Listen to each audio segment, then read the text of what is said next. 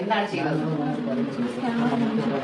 Scanner വേറെ നിങ്ങളുടെ scanner, നിങ്ങളുടെ കോഡ് നിങ്ങൾ സ്കാനറായിട്ട് പ്രിന്റ് ചെയ്ത് കാണിക്കും. ഫോണിൽ എന്തെന്ന് പറഞ്ഞാൽ കാണിച്ചു ആദ്യം ആൾക്കാർ സ്കാനർ അത് ആദ്യം ചെയ്യാൻ ഒരുപാട് പേര് പറഞ്ഞിട്ടുള്ളത് ഇവര് പറയുന്ന സ്കാനർ നോക്കാവുന്നില്ല, ക്യാഷ് ആണ് നമ്മൾ പ്രിഫർ ചെയ്യുന്നത്, അല്ലാന്നുണ്ടെങ്കിൽ ക്യാഷ് ആവുമ്പോൾ അങ്ങനെ എടുക്കുക. അപ്പൊ ആരാണ് അത് ആദ്യം? നിങ്ങൾ ഒരാളായിരിക്കുമല്ലോ അത് ആദ്യം പറഞ്ഞത്. അതാരായിരിക്കും ഐഡിയ കൊടുത്തത്? ഞാൻ ഇപ്പൊ കണ്ണടച്ച് പറയാൻ. അപ്പൊ നിങ്ങൾ അതൊരിക്കൽ ആദ്യം ചെയ്തു.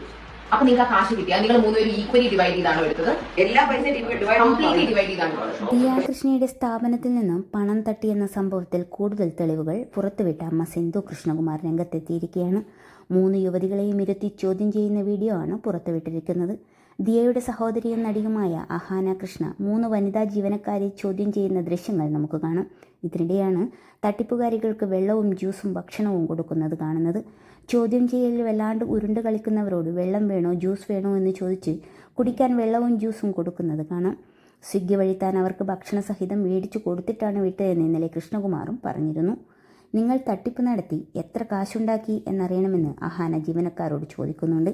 7 ലക്ഷത്തിലധികം രൂപയാണ് സ്ക്രീൻഷോട്ടുകൾ നോക്കി ഞങ്ങൾക്ക് മനസ്സിലായതെന്നാണ് ദിയയുടെ ഭർത്താവ് അശ്വിൻ പറയുന്നത്.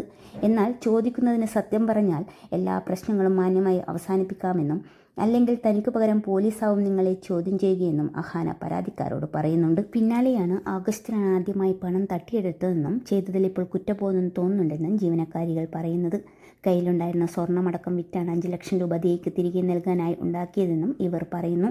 സ്ഥാപനത്തിൽ സാധനം വാങ്ങാനെത്തുന്നവർ പണം അയക്കാനായി സ്കാനർ ചോദിക്കുമ്പോൾ സ്വന്തം ഫോണിലെ സ്കാനറാണ് കാണിച്ചു കൊടുക്കാറുള്ളതെന്നും വീഡിയോയിൽ അവർ പറയുന്നത് നമുക്ക് കേൾക്കാം. പോലീസിനെ ഇക്കാര്യങ്ങൾ അറിയിക്കേണ്ടെന്നും കടയിൽ നിന്നെടുത്ത പണം തുല്യമായാണ് 3 പേരും വീതിച്ചെടുത്തതെന്നും ഇവർ പറയുന്നു.